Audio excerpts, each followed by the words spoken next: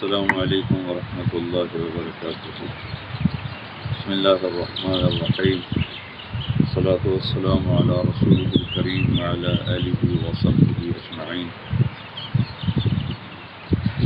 اس وقت میں اٹلی کے شہر گلزانوں کے پاس ایک چھوٹا سا قصبہ ہے، وہاں ایک بہت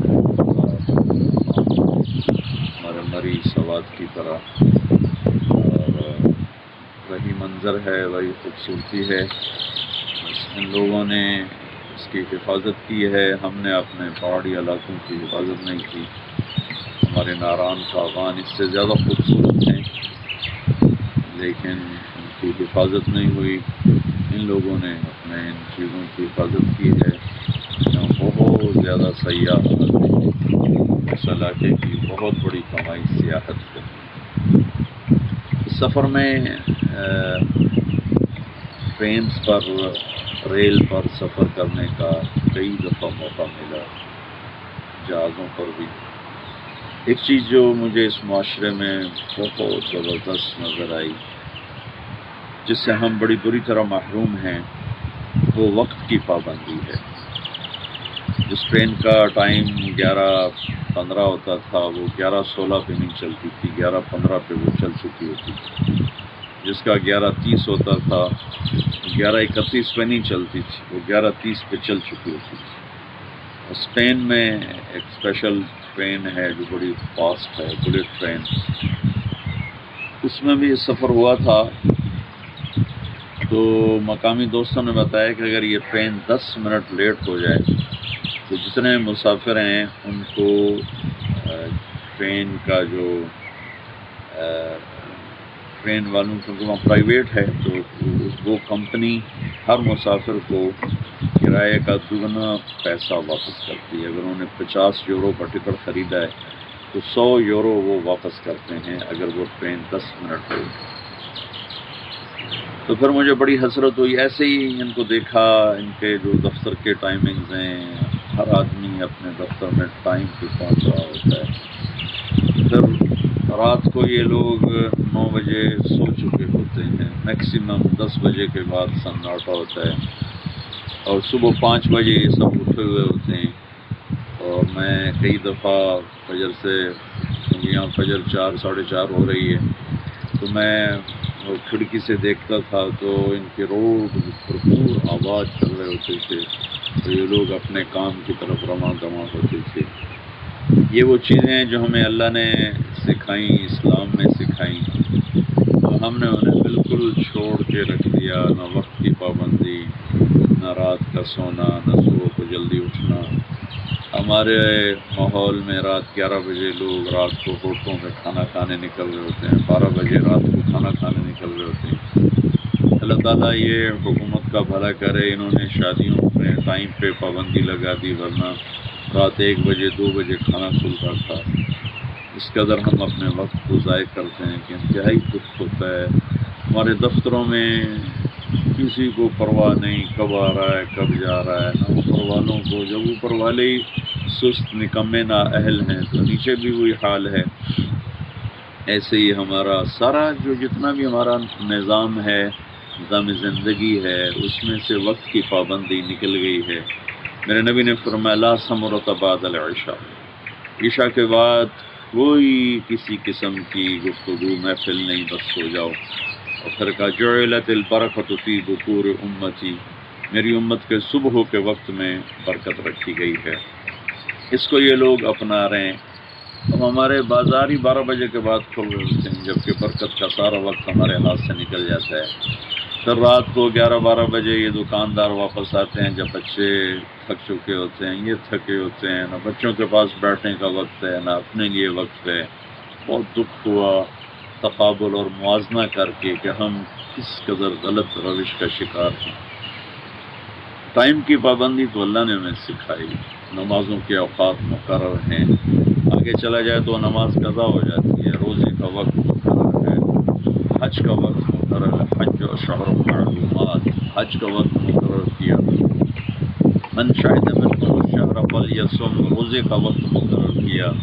صوموا لرؤيته وافطروا لرؤيته، اور ان الصلاة كانت على المؤمنين کتابا موقوتا، نماز کے اوقات مقرر کیے۔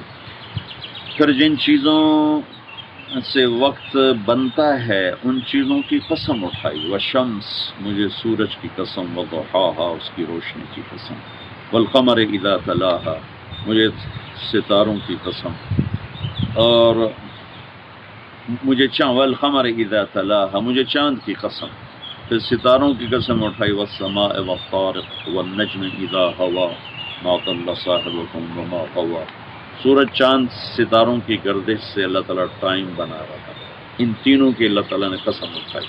پھر اوقات کی قسم اٹھائی، والضحا، مجھے چاشت کے وقت کی قسم، یہ جو اب وقت ہو رہا ہے، فجر کی قسم اٹھائی، والفجر، رات کی قسم اٹھائی، واللیل اذا یغشی، دن کی قسم اٹھائی، والنہار اذا تجلی، عصر کے وقت کی قسم اٹھائی، والعصر ان الانسان لفی خسر، پھر صبح کی قسم اٹھائی، والصبح اذا تنفس، پھر اللہ تعالیٰ نے والفجر وليال عشر والشفع والوتر واللیل اذا یسر، یہ 5 قسمیں اٹھائی ہیں پانچوں اوقات کے ساتھ متعلق، فجر کی قسم، 10 راتوں کی قسم، 9 کی قسم، 9 تاریخ، 9 ذو الحج کی قسم، 10 ذو الحج کی قسم، اور رات کی قسم جب وہ چلتی ہے۔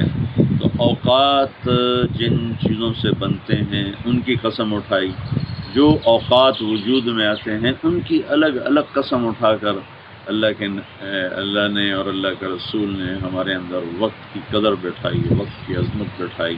لیکن حیرت ہوتی ہے کہ ہم ہی سب سے زیادہ اس وقت کو برباد کر رہے ہیں، ہمارے دفتروں والے الگ، تاجر الگ، زمیندار الگ، ملازم مزدور الگ، کہیں وقت کی پابندی نہیں ہے۔ وقت ہی تو سب سے بڑی دولت ہے، جو ایک دفعہ چلا جاتا ہے تو پوری کائنات مل کر 1 سیکنڈ کو واپس نہیں لا سکتی۔ وہ ہاتھوں سے نکلا ہوا کائنات زور لگا لے اسے واپس کوئی نہیں لا سکتا۔ تو ہم سب سے زیادہ اسی کو ضائع کر رہے ہیں، اور یہ لوگ اس کی قدر کر رہے ہیں، اس کی قیمت وصول کر رہے ہیں، ایک ایک منٹ کا یہ حساب رکھتے ہیں، اور ہمارے یہاں اس کا نہ کوئی حساب ہے، نہ اس کو کوئی ضروری سمجھا جاتا ہے۔ تو میں یہ گزارش کروں گا کہ اللہ تعالیٰ ہمیں وقت کی قدر کی توفیق نصیب فرمائے، یہ بہت قیمتی دولت ہے، اس کی قدر کی جائے۔ رات کو جلدی سونے کی عادت ڈالیں کہ بہت سی بیماریاں دیر سے کھانا، دیر سے سونے سے جنم لیتی ہیں، اور پھر فجر کا سورج کون دیکھتا ہے؟ 10 بجے تو لوگ اٹھتے ہیں، 11-12 بجے ناشتہ کر رہے ہوتے ہیں، 4 بجے کھانا کھاتے ہیں، پھر رات 2 بجے 12 بجے کھانا کھاتے ہیں۔ ہمارا پورا ملک بلڈ پریشر، ہارٹ، شوگر کا شکار ہو چکا ہے۔ اپنے محبوب کی زندگی کو اپنائیں، رات کو جلدی سونا سیکھیں، صبح جلدی اٹھنا سیکھیں، اور صبح یہ لوگ ورزش کر رہے ہوتے ہیں، بیعت کر رہے ہوتے ہیں، ورزش لازمی کرتے ہیں، ان کے بوڑھے بھی۔ میں کل ہی گزر رہا تھا سڑک کے قریب سے، ایک ٹریکٹر چل رہا تھا، میری ڈرائیور پہ نظر پڑی تو دھوپ نکلی تو اس نے کرتا اتارا ہوا تھا، میرے خیال میں کوئی 80-85 سال کا بوڑھا تھا جو ٹریکٹر چلا رہا تھا، کھال اس کی لٹکی ہوئی تھی اور اس کی چھاتیاں ڈھیلی پڑی تھی، لیکن ویسی چستی سے بیٹھا تھا کہ ہمارا 30 سال کا جوان بھی اتنی چستی سے نہیں بیٹھ سکتا۔ تو میں اس ماحول میں چل رہا ہوں، اس معاشرے میں چل رہا ہوں، اس کی جو خوبی ہیں میں وہ بتا رہا ہوں کہ ہمیں خوبیاں دیکھنے کا حکم ہے، باقی کمیاں تو ساری دنیا میں ہیں۔ میں نے پہلے بھی کہا تھا، سب سے بڑی کمی تو یہی ہے کہ اللہ پاک سے ناآشنا ہیں، آخرت سے ناآشنا ہیں۔ لیکن جن صفات کی وجہ سے یہ عروج پر ہیں، اس کی وجہ صرف ٹیکنالوجی نہیں، بہت سی اس کی وجوہات ہیں، جس میں سے ایک وجہ یہ ہے کہ ان لوگوں نے اپنے وقت کو قیمتی بنایا ہے۔ تو ہمارے دینی طبقے میں بھی وقت کا ضائع کرنا، نہ دیندار طبقے کو اس کا احساس ہے، نہ اہل علم میں اس کی کوئی قدر ہے، نہ اہل دنیا میں اس کی کوئی قدر ہے۔ سب سے زیادہ جو چیز ضائع ہوتی ہے وہ وقت ہوتا ہے۔ اللہ تعالیٰ ہمیں اس کی قدر کی توفیق نصیب فرمائے اور اس کو ہم قیمتی بنا سکیں۔ اللہ مجھے بھی توفیق دے۔ ہمیں خوبیاں دیکھنے کا حکم ہے، الحکمت ضالۃ المؤمن، جہاں بھی کوئی حکمت کی بات ملے اسے لینا ہمارے ذمہ ہے۔ علم تو اللہ کا دیا ہوا ہے، اس نے پھیلایا ہوا ہے، جہاں سے ملے اسے لینے کا ہمیں حکم ہے۔ اللہ ہمیں عمل کی توفیق دے۔